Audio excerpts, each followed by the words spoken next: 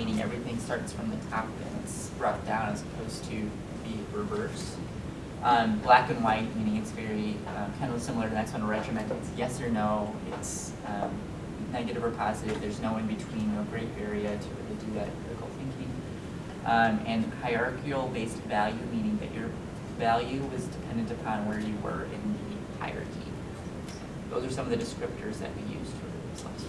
Awesome, thank you. Let's contrast that with the servant descriptors. Who from that group can share that, please? So for the servant side, we talked about it's just kind of organic, it's innovative, sustainable and flourishing, so it's kind of being like replenished from the roots, clear direction, and just like a nourishing environment, strong rooted. Mm-hmm. So we have this juicy, nourishing, I really want to go there environment, right?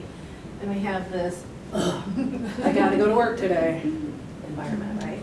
All right, what about, where do we operate from if we are a leader? Where do we operate from if we have on that self-serving hat? Anyone from that team?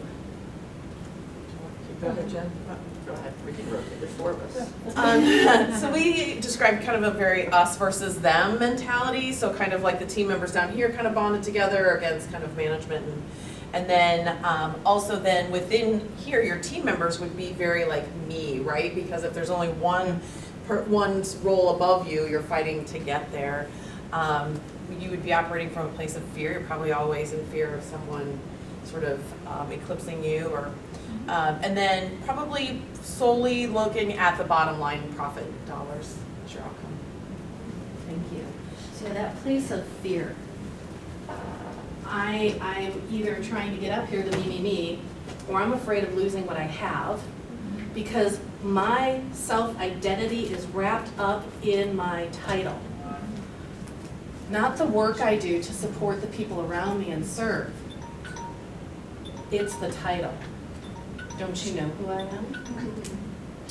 I am the star.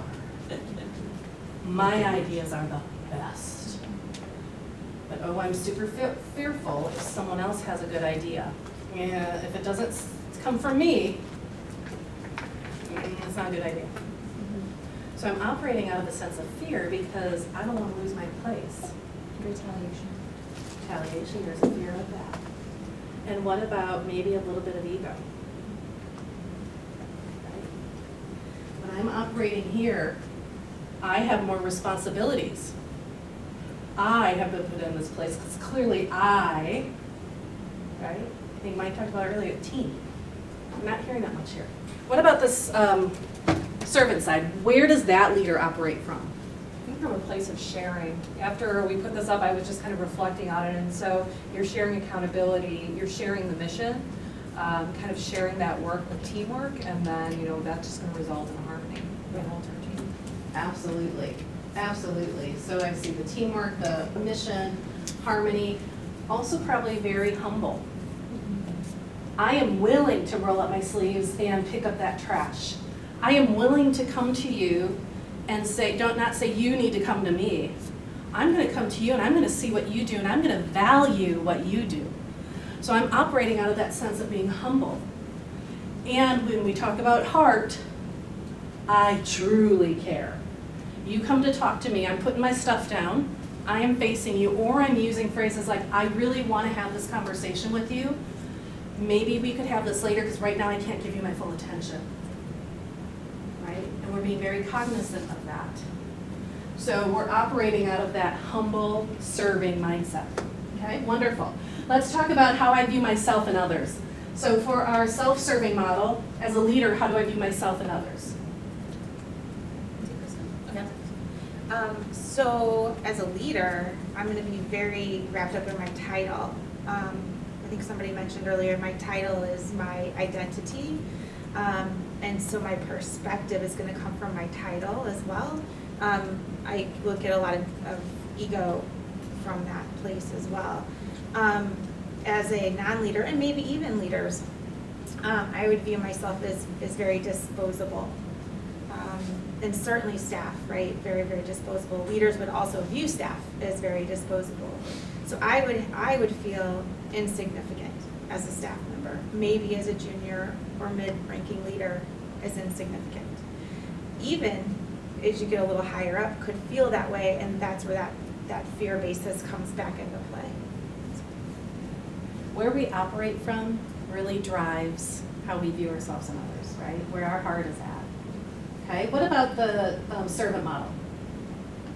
How do they view themselves and others? Well, you can speak to the view of self and others. Okay. Very purpose-driven, serving a purpose, and that supports the whole and not just the individual. This is a respectful culture, it's very giving, and it's not based in silos, it's very open. Any other comments on either of those, how I view myself or others, for either servant or self-serving?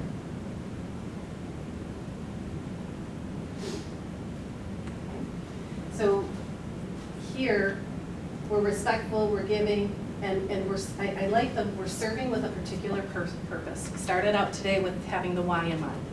The why is our mission, right? So if we start out with that in our mind at the beginning, a lot of this just comes in naturally then. Let's talk about the environments that we create if we are a leader who has more of a self-serving approach versus a servant leader. What environment are we creating? So I have this one, we put down cutthroat, not growth orientated, no creativity, tense, kind of hostile, and poor work-life balance. Mm-hmm. Fearful maybe when I come in every day? I'm certainly not telling my friends to come join us. Certainly not happy. Not happy. Is it harder to live our purpose in this environment? What about our servant environment? What does that look like? I think for us it feels more collaborative, definitely feel more creative, we have more trust in each other, we feel part of the team. There's more interdependency as part of the team, and then we say it's going to be more peachy. Yeah. It will be more peachy, I love that. And it is, and this is the environment that we want to have, because if we're not innovating, if we're not creating solutions, we're not improving. And you saw the slide that Lauren showed earlier. Everyone else around us is doing improvements. We need breakthrough improvements, and this environment is going to lend itself to that, right? This is the environment when my friend says, hey, I'm looking for a job. Oh my goodness, you have got to come work for us. We have the best place ever. We have the mission, we have the culture, we really care about each other, and we're doing amazing things. That's this environment. This environment, I'm saying, well, go check it out on Indeed.com. I'm sure there's some out there for you, because I don't want them coming to work for me and for my friend, right? If this is the culture we've created. Anything to add to that conversation? Good thoughts. Thank you for sharing those. So we said that's more of that academic piece of it, but we really want to understand, okay, if I recognize, because again, depending upon the situation, depending upon the leader, depending upon my years in leadership, depending upon so many different things, my previous experiences with leaders, I could be anywhere on this spectrum, right? So how do I continually, and even if this is where I operate most of the time, are we ever 100%? My continuous improvement, friends? Is there always room to grow? Yeah. Yes. So even if I'm like, yeah, I do that. I'm out there picking up trash, and I know my team by name, and I know how many kids they have, and we have that great. There's still room for improvement. Right? Because I'm sure if we went to any of the Peaches, none of them are going to say, I am fully 100% resourced. My technology works well every single time. And it is fast. Even that, I will add Right? complacency, right? We Yes. just have to be very careful not to become complacent, because you think, oh, I know everything I need to know about my employees. But if we get complacent, then we don't stay current. Perfect. Yeah, absolutely. Absolutely. So that's that academic conversation. So we know that in order to kind of implement servant leadership, if I haven't done that or if I'm on my journey, we want to serve first, we want to build trust, live our values at work, listen to understand. So we have this list of 8 things that we can say, okay, if I want to be a servant leader, here's how I do it. Well, that's great, it's a list. What we need are some examples. So that's what I'm gonna ask you to do in just a minute. So go ahead and have a seat, please, back at your table.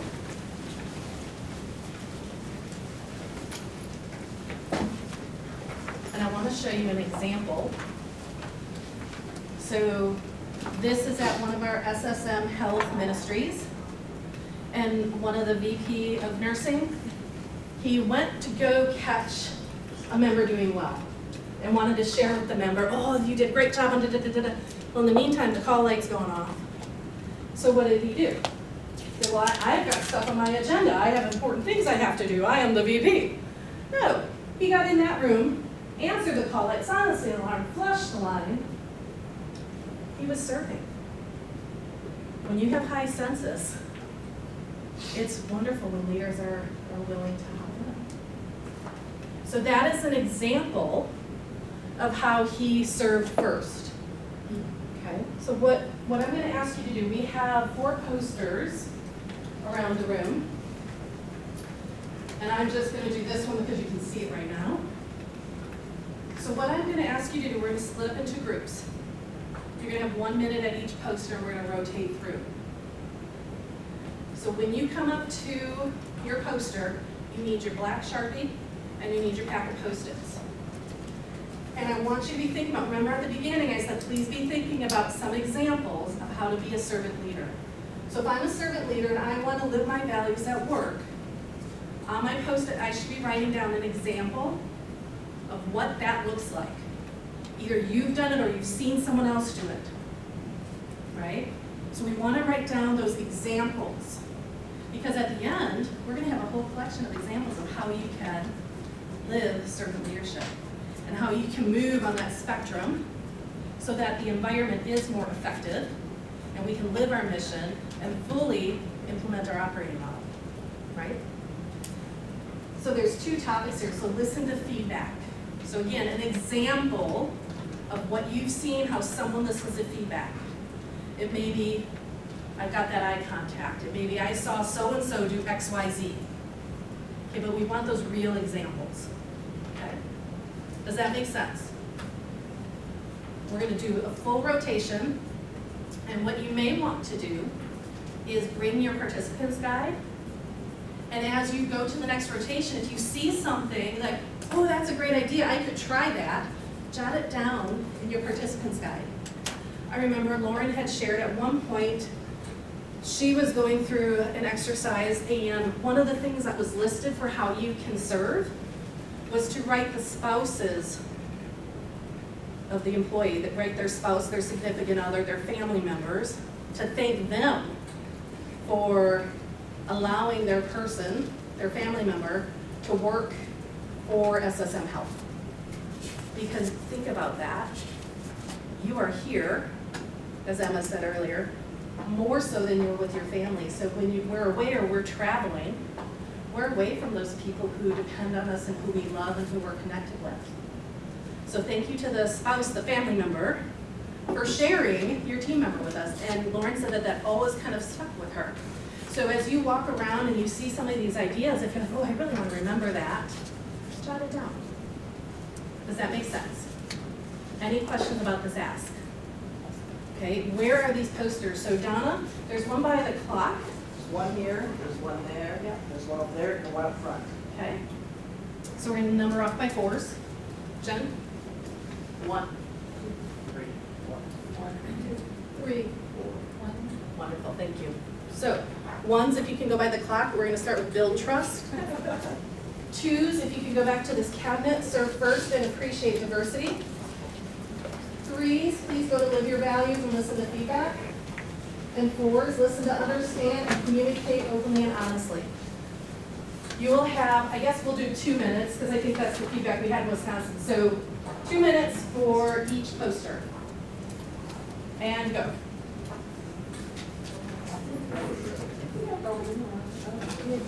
Yeah.